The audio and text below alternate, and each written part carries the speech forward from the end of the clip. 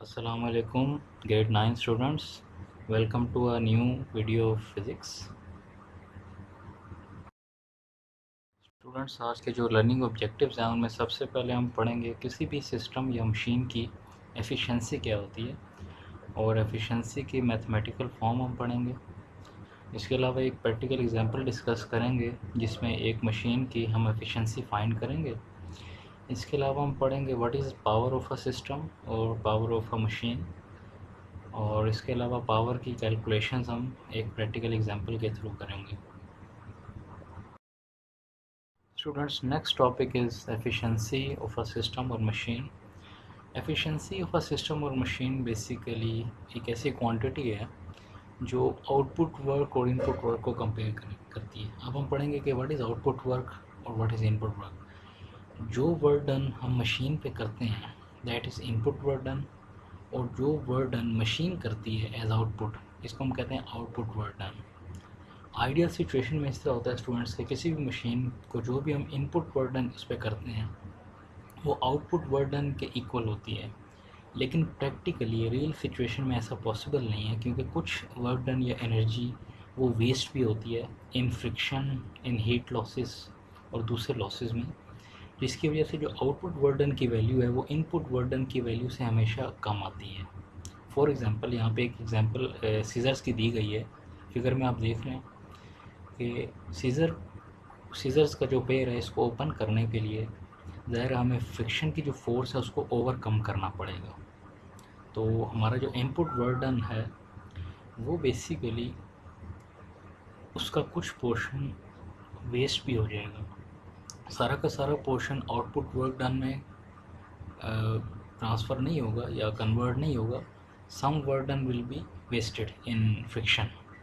ठीक है, तो इसी वजह से एफिशिएंसी ऑफ मशीन को हम कैसे डिफाइन करेंगे यूजिंग मैथमेटिकल फार्मूला के output work done divided by input work done multiply by 100%। ये बेसिकली परसेंटेज एफिशिएंसी कहलाती है कि किसी भी कोई भी मशीन कितने परसेंट आउटपुट वर्क डन कर रही है या कितने परसेंट एफिशिएंट है, इसको हम कहते हैं efficiency of the machine. Students, further हम पढ़ते हैं एफिशिएंसी ऑफ अ मशीन का फार्मूला या मैथमेटिकल फॉर्म। जैसे कि आपको पता है कि work is a form of energy. अब किसी भी मशीन पे हम जो भी वर्क डन हम खुद करते हैं या work done we put into a machine, उसको हम कहते हैं इनपुट एनर्जी या इनपुट वर्क डन। और उसके रिज़ल्ट में मशीन जो वर्क डन करती है, work done by the machine, उसको हम कहते हैं आउटपुट वर्क डन या आउटपुट एनर्जी। अब work is basically a form of energy, तो एफिशिएंसी के फार्मूले को हम ऐसे भी लिख सकते हैं output energy divided by input energy multiply by 100%। अब ये परसेंट की वैल्यू जो भी आएगी 5% या 10% या 15%, ये एफिशिएंसी ऑफ द मशीन होगी।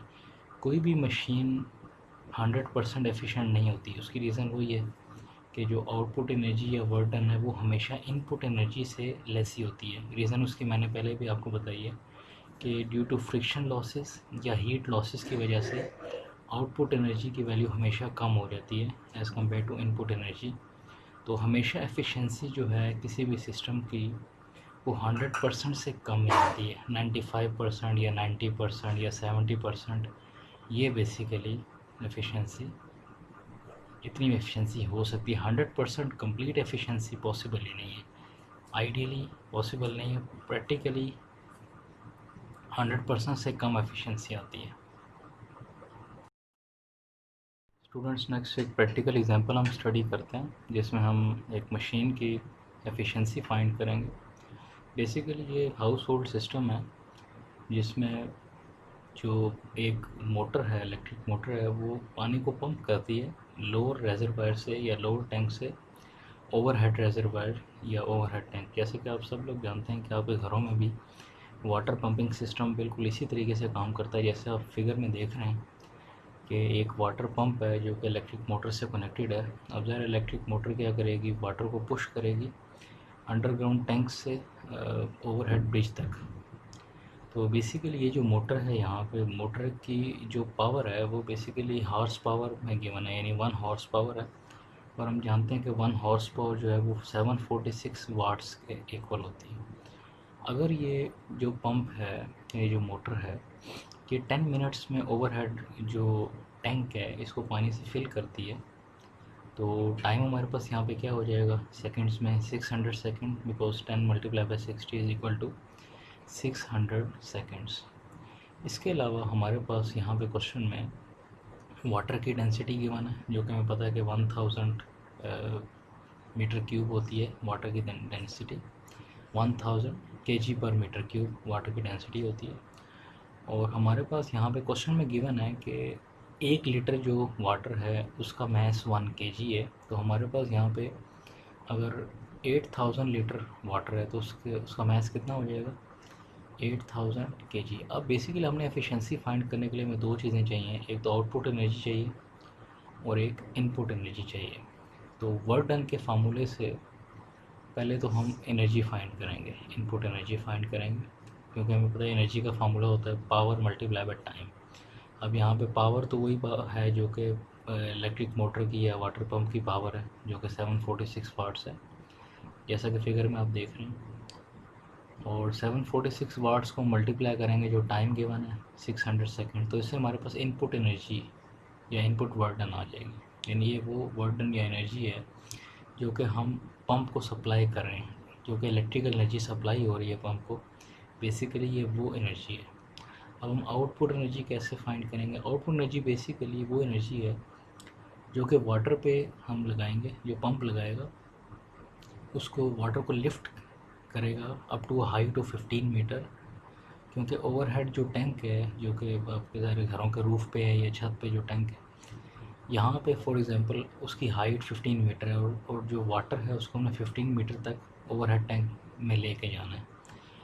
तो इस वर्डन को या इस एनर्जी के फॉर्म को हम कहते हैं पोटेंशियल एनर्जी। अगर हम पोटेंशियल एनर्जी फाइंड कर लें तो ये बेसिकली हमारी आउटपुट एनर्जी हो जाएगी। जैसे कि आप जानते हैं कि पोटेंशियल एनर्जी का फार्मूला होता है mass multiply by acceleration due to gravity multiply by height.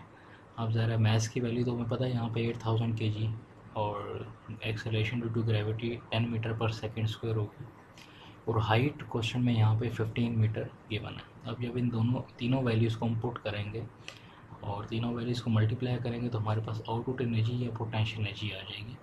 अब सिंपली एफिशिएंसी के फार्मूले में पुट करेंगे output energy divided by input energy multiply by 100, तो हम एफिशिएंसी फाइंड कर लेंगे। ये स्टूडेंट्स बेसिकली एक प्रैक्टिकल एग्जांपल थी कि हम एफिशिएंसी किसी भी मशीन की कैसे फाइंड कर सकते हैं। स्टूडेंट्स नेक्स्ट हमारा टॉपिक है पावर। बेसिकली पावर आपको पता है कि work done divided by time को पावर कहते हैं। यहाँ पे फिगर में आप देख रहे हैं स्टूडेंट्स के एक पंप है, इलेक्ट्रिक पंप है। वो पंप बेसिकली वाटर को अंडरग्राउंड रेजरवायर से टॉप पे एक स्टोरेज टैंक पड़ा है वहाँ तक वाटर को लिफ्ट करके लेकर जाना है। बेसिकली इसका ये पर्पज़ है। और वाटर का जो टोटल मैस है यहाँ पे 200 kg वाटर का मैस गिवन है, और कितने टाइम में ये पंप वाटर को पुश करता है स्टोरेज टैंक तक ले जाने में, वो टाइम भी गिवन है 10 सेकेंड्स। और 6 मीटर हाइट तक वाटर को ये पंप जो है वो पुश करता है। अब यहाँ पे अगर हम पावर निकालेंगे तो सबसे पहले हमें वर्क डन चाहिए होगा। अब बेसिकली यहाँ जो वर्क डन है वो पोटेंशियल एनर्जी की फॉर्म में है, और पोटेंशियल एनर्जी का स्टूडेंट्स आपको फार्मूला पहले से ही पता है mgh। अब ज़रा इस फार्मूले से हम मैस की value 200 kg, acceleration due to gravity की वैल्यू 10 मीटर पर सेकंड स्क्वायर और हाइट की वैल्यू 6 मीटर जब हम पुट करेंगे तो हमें वर्क डन या पोटेंशियल एनर्जी यहाँ पे मिल जाएगी। उसके अलावा जब पावर के फार्मूले में वैल्यू पुट करेंगे टाइम की 10 सेकेंड्स की, तो हम इस तरह पावर फाइंड कर सकते हैं वर्क डन या potential energy divided by time यानी 10 सेकेंड्स। इस तरीके से हम पावर कैलकुलेट कर सकते हैं। आई होप स्टूडेंट्स आज का लेक्चर आपको समझ आ गया होगा और इसके थ्रू आप अपना होमवर्क ईजीली कर सकते हैं। Thank you so much, God bless you, अल्लाह हाफिज़।